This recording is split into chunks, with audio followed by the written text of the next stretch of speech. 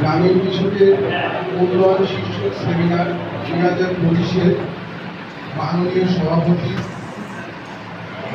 আলোচকবৃন্দ এবং উপস্থিত সকল কৃষক ভাইদের জানাই আমার সশ্রদ্ধ সালাম।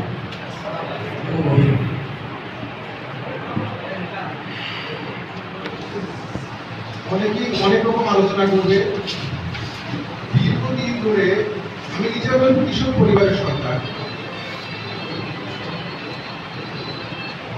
আমি খুব ছোটবেলা থেকে কৃষকের কিছু কিছু দুঃখ দুর্দশা খুব কাছ থেকে দেখার সুযোগ আমার হয়েছে।